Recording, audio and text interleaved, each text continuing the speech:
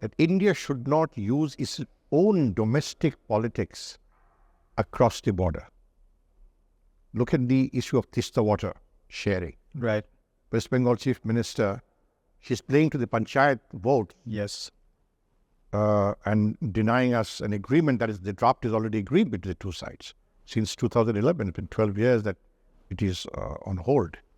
Similarly, when I was in Sri Lanka, the feeling in Sri Lanka was the Tamil Nadu politics is playing a role in Sri Lanka. So that, I think, has to be thought at differently. That India's domestic politics, let us not carry it across the border. Welcome to the Gist on Stat News Global. I'm Ramananda Sengupta.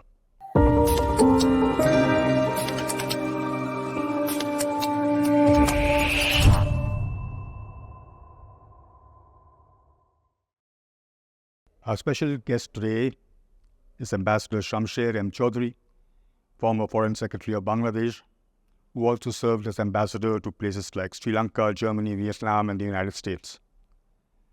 A veteran of the 1971 Liberation War, Major Chowdhury was awarded the Bir Bikram Award for gallantry. Thank you so much for taking time out for us today, sir. Pleasure is all mine. Thank you, sir. Sir, let's start right from the top. We are here at this Chanakya Forum. What purpose do these conferences serve? I mean, what do you think will be a tangible outcome of a conference like this? Thank you. You see, for conferences of this nature or interactions of this nature are not a production factory that you measure things by tangible outcomes. There are many intangible outcomes. First of all is the constant practice of dialogue among friendly countries, among friends. And with India, we have a very, very special relationship, a special history of our relationship going back to our War of Liberation in 1971. So as I said, that it's a relationship that is rooted in history and conditioned by geography. Mm-hmm. We are India on all sides. Irreversible geography and irrefutable history. So, Chanakya dialogue, the Chanakya Defence Dialogue, I think the first of its kind. That's right. Something the Raisana thing. And this is where you come up with, freely and frankly open your ideas and thoughts, share your experiences, share your goals, what Bangladesh expects from, not just from India, but there are participants from other countries, especially in this very fast-shifting global and regional scenario geopolitically, with the US-China thing, the war, Israel's war on Gaza, Russia's war in Ukraine. 3 theaters have opened up. And in one way or the other, Bangladesh is related. India is also deeply related with all of them. Each of us have a position, each of us to issues on all of this. With the rise of China as as a very, very important regional player along with India, and the parallel emergence of Japan into this scenario offers opportunities for countries like Bangladesh, but challenges also, major challenges. The perception that China and India competing for influence in South Asia, puts countries like Bangladesh, Sri Lanka, Maldives, Nepal, for example, or even Bhutan in having to make a choice. It's not a choice either or.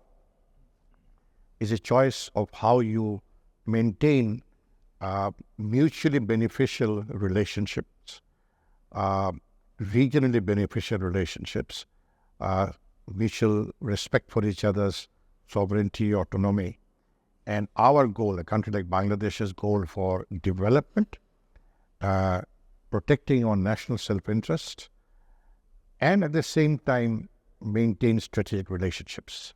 For Chanakya dialogue, for me personally, I think provided me the opportunity to share some thoughts, not just as a panelist, but also as a speaker when I spoke. to a number of people. But my wish is that the Chanakya dialogue or Chanakya Defence Dialogue, whatever you want to call it, this is Defence Before Waves Clause, should be an annual issue. And then cover broader range of issues, geopolitical issues, not just military issues, geopolitical issues, economic issues, geo-economic issues. Bangladesh is very strategically located. We are in the Bay of Bengal, which connects to the Indian Ocean, and then it connects to the Pacific Ocean. So we are in this whole water space, as we call it. At the same time, we are the country that connects South Asia and Southeast Asia. On our east is Myanmar, and India is on the rest of us. We share a maritime border only with India and Myanmar. Right. So this gives us a strategic relevance, and events like this gives us an opportunity to come and freely share our thoughts with our friends, and then move on from there. So you've seen the relationship right from the time of Bangladesh's independence till now. There is a narrative which says that, there was far more connectivity pre-independence between the two countries than there is now. Would you agree with that statement? No, I totally disagree with that. In fact, I'm very surprised that this was there. There were rail connections. Yes, Sorry, road connections. There were rail connections. But they were not much, and much was stopped in 1965, after the 1965 India-Pakistan war, and in 1971 it got disrupted. Now, not only has Bangladesh and India worked jointly to restore to the 65 level, we have moved ahead. We never had a train called the Mithali Express that goes from Dhaka non-stop all the way to New Jalpaiguri, where the customs and immigrations are done at the two ends only, not at the border. Road connectivity has increased immensely. I mean, it was like unbelievable increase in road connectivity. Are the road connectivity seamless? I'm afraid not. Still a bottlenecks in the border with visas and immigration, people taking too much time.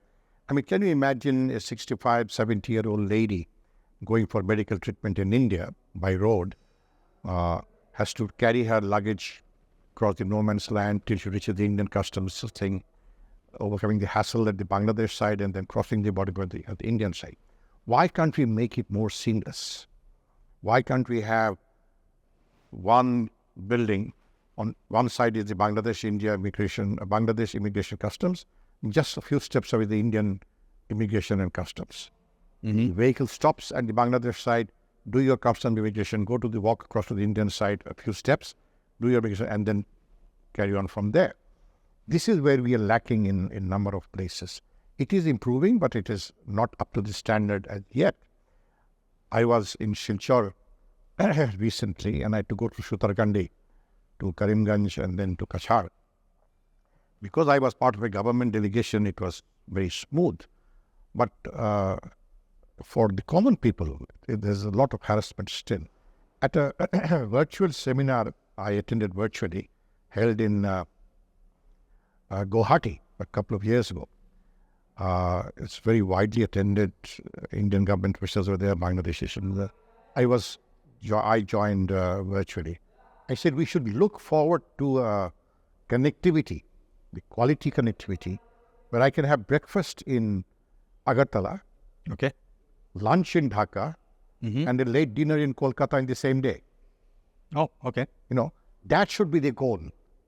That's what they have between Germany and France, or Germany and Belgium, or France and other parts of Europe.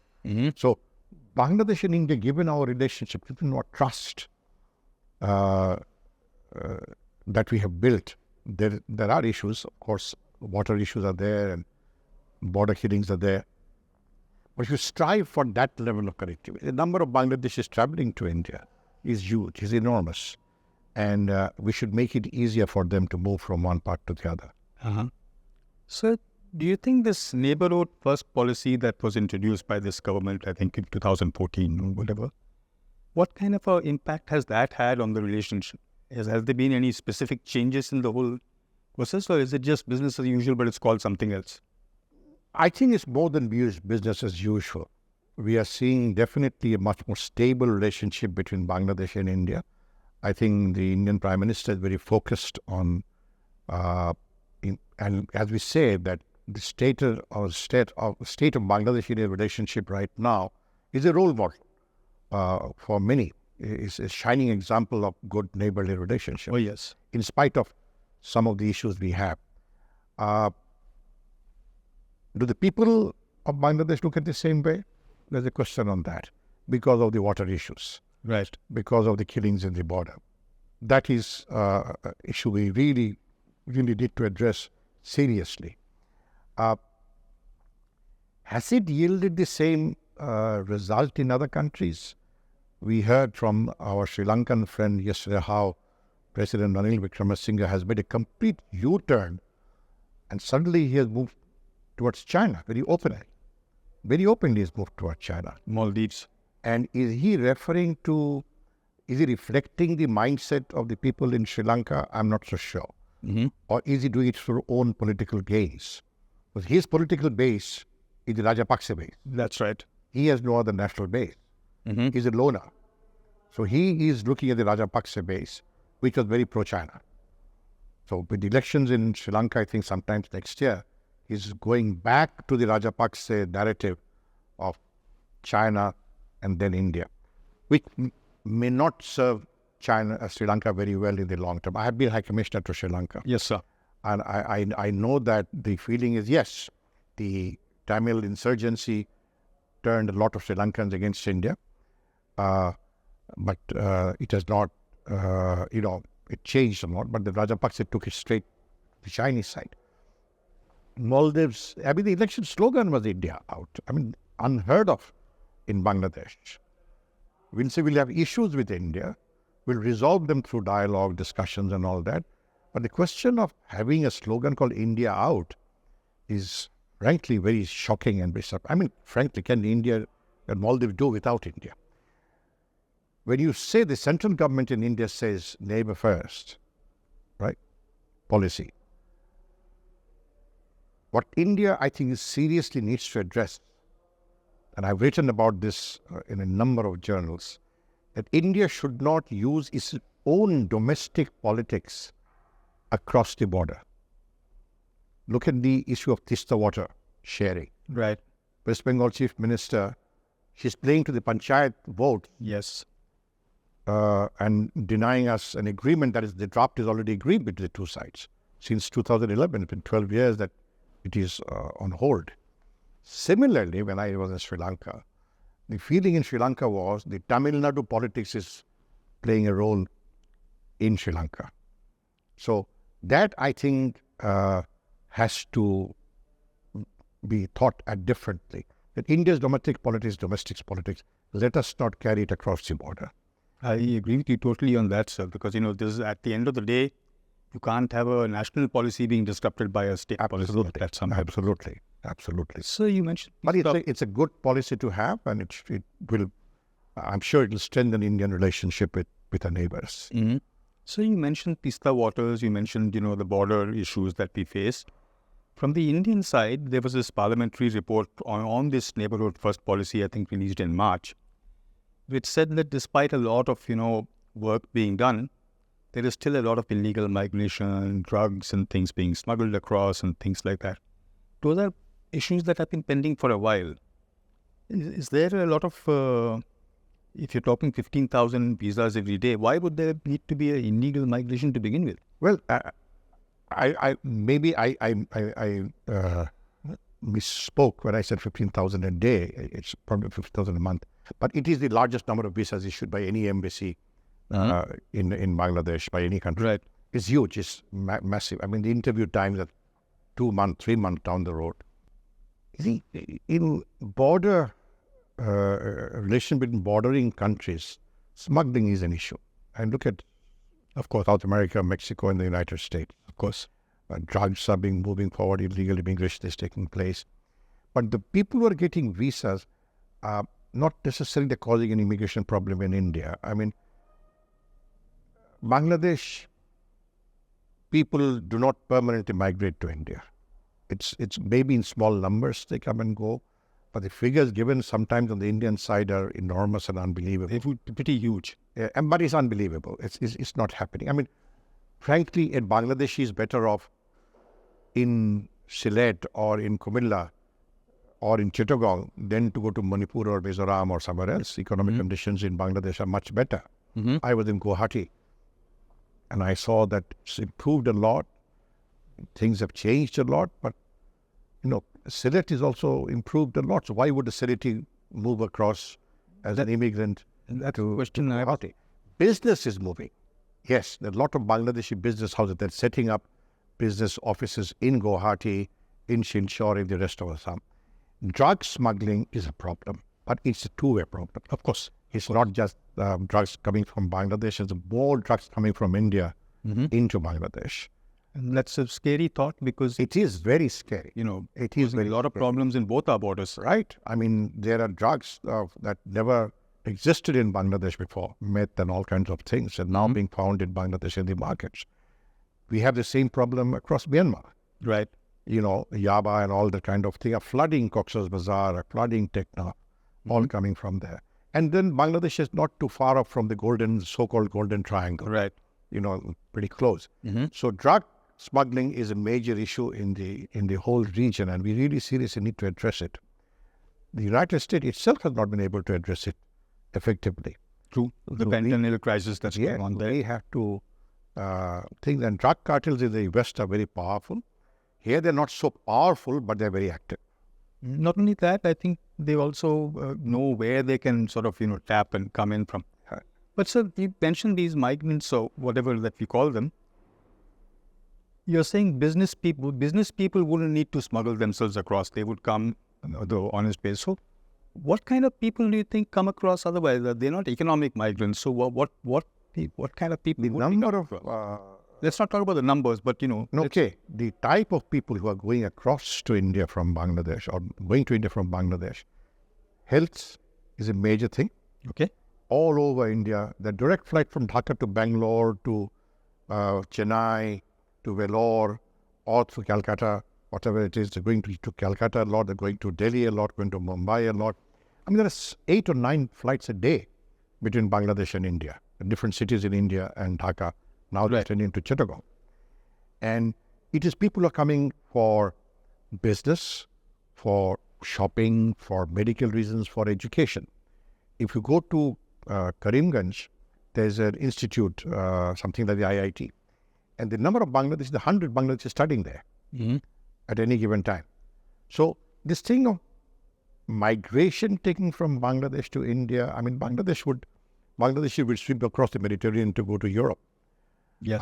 Why would they have to go to India? Exactly. So I think that issue is overplayed politically, of course, in some parts of India, for domestic politics in India. Then, in fact, that brings me to my next thing that I was wondering about. There was a time even now, Bangladesh has some of the best socioeconomic indices in most of Asia. Most of Asia. And probably even better than some Western countries in some ways. Yes. Yet that reputation seems to be sort of, coming down slowly of late because of, allegations of corruption coming in and things like that. And number two, recently Bangladesh actually applied for an IMF loan. Was that due to COVID or was that due to, corruption causing problems in the... Well, IMF loan is nothing new. Even more economically advanced countries take loans from IMF to ensure the proper balance of payment situation. We were very sound on our foreign exchange reserves, but the Russia's war in Ukraine, I don't know why people call it Russia-Ukraine war. It is Russia's war in Ukraine. Right. That's how I look at it. This has caused huge disruption in the supply chains, huge cost impact on energy resources, on many of the things that we import from Europe. The dollar Dhaka exchange rate has swung in a very, very big way. And as a result, our reserves are dipping and dipping pretty fast. The last I heard, we are at $18 billion, which was $48 billion before Russia's invasion of Ukraine. Oh. And because we're having to import, this energy and steel and iron for many other countries, gas, and we have to pay them in foreign exchange. And this has cost us very, very heavily, and especially dollar exchange rate. Number two, yes, there are governance issues. There are what we call rent, or better word, against corruption on projects, many of which are funded from sources who encourage corruption in the projects. And I wouldn't have to name the particular country. The Japanese assistance programs are very clean, very transparent. There is no mismanagement, no corruption, no overshooting the time. Indian line of credit have been very, very clean, very transparent, very acceptable interest rates.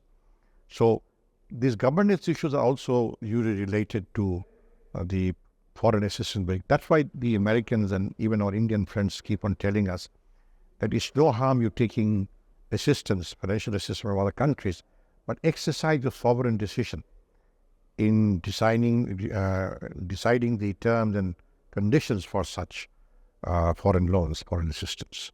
Yes, the IMF loan has become necessary. The two conditions that IMF have come up with, one is to reduce the debt GDP ratio to bring it to a certain level and keep the reserve at least at 18 billion for the next couple of months. The government is working on it. I think the reserve are showing a slight upward turn, depends much how the export continues. And the debt GDP ratio is still not alarming. It's nowhere near what Sri Lanka is. Nowhere near that. That I think is also manageable. I am confident, as I've heard with government people dealing with it, that by December I think the debt GDP ratio would become, and in December we'll get the second tranche of the IMF. So I'll end with one question, sir. If you, let's say, had the way, what would be your sort of first three things that you would want to fix in the relationship, if there are three? I mean, you have both sides, you have water, you have immigration, whatever, but which need to be addressed, which you feel that should be taken up on a priority basis by both countries. If you could just briefly list them so that, then we know that, okay, these are the three main things that you would have addressed. Because, well, you see, I mean, it is in India's interest to see the stability in Bangladesh. You see, Sheikh Hasina's government has done wonders when it comes to ensuring security in Northeast India. I'll step you, sir. I'm not asking you to look at it from a Bangladeshi point of view. I'm looking at as an outsider. If you were to just see the issue between the two countries, I'm saying that constant dialogue. Right. Constant dialogue, open dialogue, transparent dialogue, and free and frank exchange of ideas, even when we disagree. And at all levels, political levels, official level, business level, civil society group levels, I mean, things like this. Military cooperation, I think, should be a major area of focus. Right. Because we are overwhelmed with Chinese involvement in our military and defense system. I think India has, is trying to come forward in a very big way. That could be a turning point. But the need for dialogue at every level between Bangladesh and India is an absolute necessity to keep this relationship moving forward and broadening itself now and the future, and connectivity, of course, more and more connectivity. So that you're suggesting a solution of how to resolve the problem, sir, but what are the sort of top three?